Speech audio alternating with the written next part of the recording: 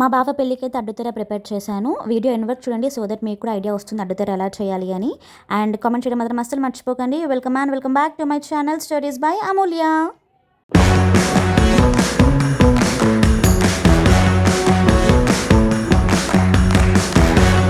So అడ్డుతెరకు కావాల్సింది మెయిన్గా క్లాత్. నేనైతే సాటిన్ క్లాత్ తీసుకున్నాను, మోస్ట్లీ అదే యూస్ చేస్తారు. And remaining materials like painting brushes, glue, colours, fabric paints అనమాట ఇవి. And then stone lace, gold lace, ఇలా ఇవన్నీ మనకు కావాల్సినవి తీసుకున్నాను. సో దాని తర్వాత తీసుకున్న క్లాత్ని మనం ఇలా 4 సైడ్స్ అయితే స్టిచ్ వేసుకోవాలి. లైక్ 1 or 2 inches ఫోల్డ్ చేసుకొని మొత్తం ఆ దారాలు లోపలికి వెళ్ళిపోయేటట్టు మనమైతే స్టిచ్ వేసుకోవాలి. దాని తర్వాత మనకి క్లాత్ అనేది అలా కనిపిస్తుంది. సాటిన్ కాబట్టి కొంచెం జారుతూ ఉంటుంది క్లాత్. సో కేర్ఫుల్గా మనకి ముడతలు ఏమి రాకుండా మనము 4 సైడ్స్ అయితే స్టిచ్ వేసుకోవాలి. అండ్ దెన్ క్లాత్ని ఒక ఫ్లాట్ సర్ఫేస్ పైన పరుచుకొని ఫోల్డ్ చేసుకోవాలి. బికాస్ నేను వేసేది స్వస్తిక్ సింబల్ కాబట్టి అది మిడిల్లో రావడం కోసం నేనైతే ఫస్ట్ ఫోల్డ్ చేసింది మిడిల్ పార్టీషన్ కోసం. అండ్ దెన్ మళ్ళీ ఫోల్డ్ చేసింది మొత్తం టోటల్ 4 సైడ్స్ 4 బాక్సెస్ లాగా వస్తుంది మనకి. సో ఆఫ్టర్ ఫోల్డింగ్ చూసినట్టయితే మనకి ఇలా అయితే కనిపిస్తుంది మన క్లాత్. ఇటు వర్టికల్ లైన్ అండ్ ఇక్కడ హారిజంటల్ లైన్ అనమాట. అండ్ దీని తర్వాత మెజర్మెంట్స్ అయితే తీసుకొని ఇంకా మన స్వస్తిక్ని డ్రా చేసుకోవడం అయితే స్టార్ట్ చేయాలి. నేనైతే కరెక్ట్ మెజర్మెంట్స్ మిడిల్లో వస్తుందా లేదా 1కి 2 సార్లు చూసుకొని మరీ స్టార్ట్ చేశాను. అండ్ ఇక్కడ నేనైతే పెన్సిలే యూస్ చేస్తున్నాను. You can also use cloth marker, but నాకు కన్వీనియంట్ ఉన్న థింగ్స్తోనే నేను ఇక్కడ అడ్జస్ట్ చేసుకొని నేనైతే గీయడం స్టార్ట్ చేశాను. అండ్ నేనైతే మిడిల్లో పెద్దగా వేద్దామని ఫిక్స్ అయ్యాను. బికాజ్ వైట్ పైన రెడ్ స్వస్తిక్ వస్తే చాలా అట్రాక్టివ్ అండ్ గుడ్ లుకింగ్ ఉంటుంది. మనకి మ్యారేజ్లో ఫొటోస్లో కూడా చాలా బాగా కనిపిస్తుంది అని చెప్పేసి నేనైతే అలా తీసుకున్నాను. సో మన లాంగ్ స్కేల్ ఎంత ఉంటుంది మహా అంటే 30 centimeters. సో 30 centimeters మొత్తం తీసుకుని నేను మిడిల్లో వచ్చేటట్టు స్వస్తిక్ని అయితే డ్రా చేసుకున్నాను. అండ్ దెన్ కొంచెం బ్రైట్గా కనిపించడానికి అవుట్లైన్ ఇస్తున్నాను గోల్డ్ అవుట్లైనర్తో. ఇది మనకి స్టేషనరీ షాప్లో ఆర్ ఫ్యాన్సీ స్టోర్లో కూడా ఈజీగా దొరికేస్తుంది. గోల్డ్ అవుట్లైనర్ అంటే వాళ్ళే ఇచ్చేస్తారు. దాంతో ఒకసారి అవుట్లైన్ వేసుకుంటున్నాను జస్ట్ ఫర్ మై రిఫరెన్స్ అనమాట. స్టార్ట్ చేయకముందు అయితే చాలా ఈజీగా అయిపోతుంది అనుకున్నాను, బట్ ట్రస్ట్ మీ స్టార్ట్ చేసాక తెలిసింది దీంట్లో లాట్స్ ఆఫ్ పేషెన్స్ కావాలి అండ్ టైం కూడా చాలా పడుతుంది. But anyhow I did it. And then once ఆ మొత్తం అవుట్లైన్ వేసేసుకున్నాక then you need to start painting. Red colour మనం తీసుకున్న ఫ్యాబ్రిక్ పెయింటింగ్ తీసుకొని ఆ తీసుకున్న అవుట్లైనింగ్లోనే నీట్గా అటు ఇటు బయటికి వెళ్ళకుండా నీట్గా వేసుకోవాలి.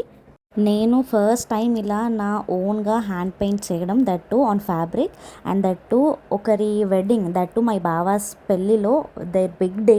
ఆ బిగ్ డేలో ఇది నేను చేసిన ఆర్ట్ కనిపిస్తుందంటే I'm really feeling so grateful and thank you so much. Materials కూడా ఈజీగా దొరికేస్తాయి అనుకున్నాను, బట్ తిరిగి అంటారు కదా, వెతికితే దొరికిందంటూ ఏదీ లేదు, అలా అయిందనమాట నా పరిస్థితి కూడా.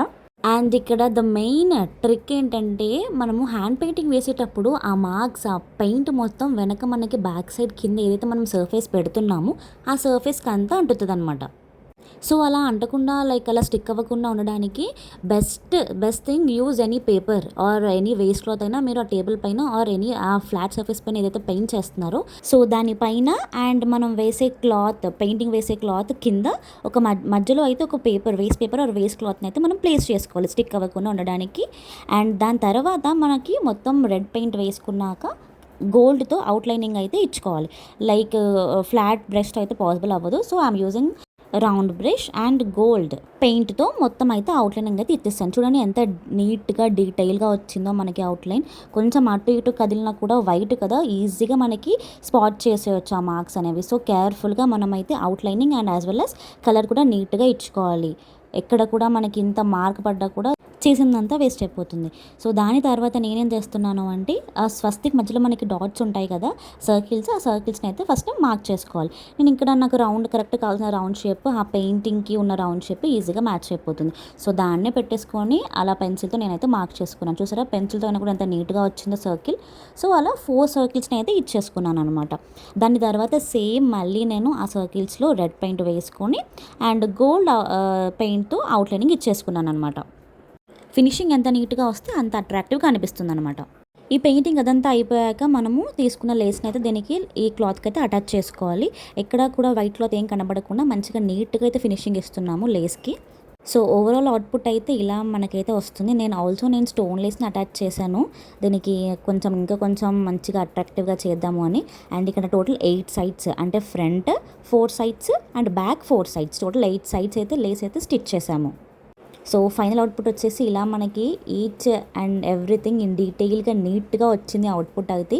బ్యాక్ సైడ్ కూడా సేమ్ ఇలాగే వేసేసి అవుట్లైన్ ఇచ్చాను, గోల్డ్ అవుట్లైన్. ఇలా టర్న్ చేసేసి మనం ఐరన్ అయితే చేసుకోవాలి. ఫ్రంట్ సైడ్ స్టోన్లెస్ ఉంది కాబట్టి నాట్ పాసిబుల్. అండ్ ఇంతే అండి video. Thank you so much for watching and do subscribe.